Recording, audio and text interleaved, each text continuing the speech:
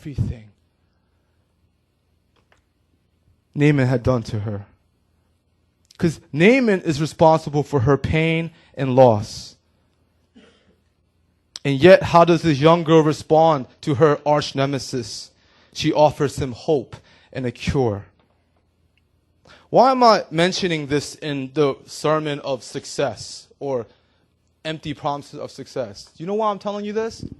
Because in the social caste system or the social totem, who is this girl? Who is this little girl who's 12 or 14 years old? She is dog meat. She is a gutter dweller. She is equivalent to roadkill to these people. She is nobody in the story.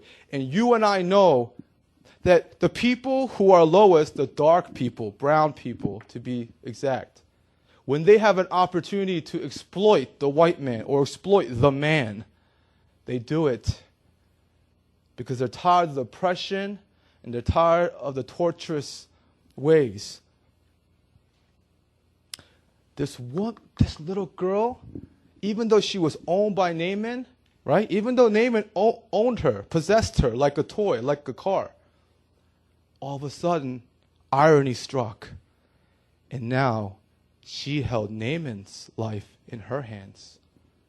If she chose to refrain, if she chose to withhold the information about Elijah, about the prophet in Samaria, then she can dance on Naaman's grave for what he has done to her family, to her life. She could dance on top of his grave when she dies. She could, every time a finger falls off, or Naaman's nose begins to erode because of the effects of leprosy, she could pump her fist and she could smile devilishly. But she did no such thing.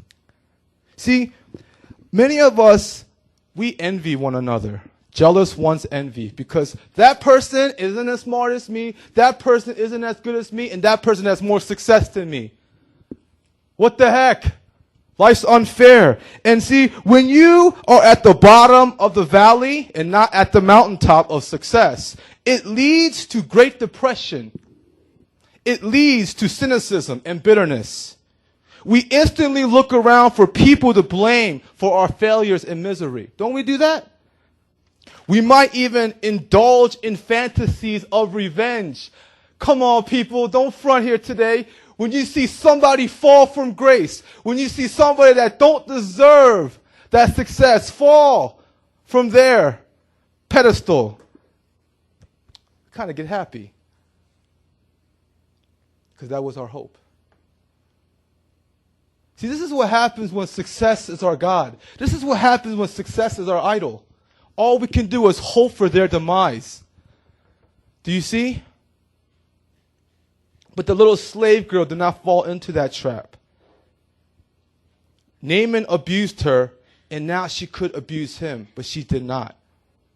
She did not seek revenge, and she trusted God to be the judge of all. Guys, why I'm telling you about this little girl is because we read 1 Corinthians chapter 1, right? And I want to give y'all some good news as you enter 2010. I don't care what school you're in. I don't care what your grades look like. I don't care how many boyfriends and girlfriends you couldn't keep. You know, it doesn't even matter how many churches don't like you, including ours. I want to tell you something. God chooses the weak things of the world to shame the strong. God uses the foolish and the despised things to shame the wise. God uses the things that are not to bring to nothing the things that are. God selects the weak to lead the strong. The person who's speaking up here, me, started off in community college. The person that's up here at the age of 18 almost failed his senior year. My GPA was under 1.5, easily. I don't even know how I got through high school.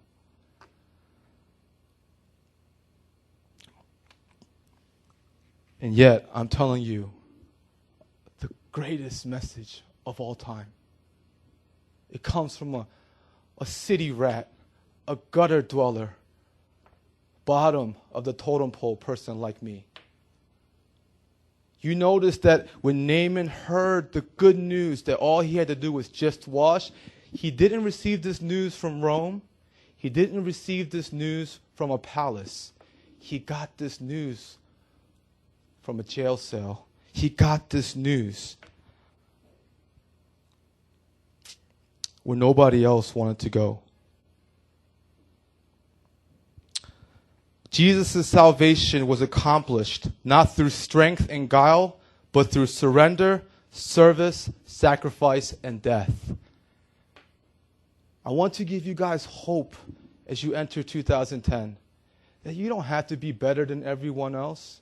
You don't have to flaunt your accomplishments. You don't have to prove yourself because you fear inadequacy. Just look at Jesus and just wash. All you need is need. All you need is nothing. And let that set you free from hate, envy, and malice.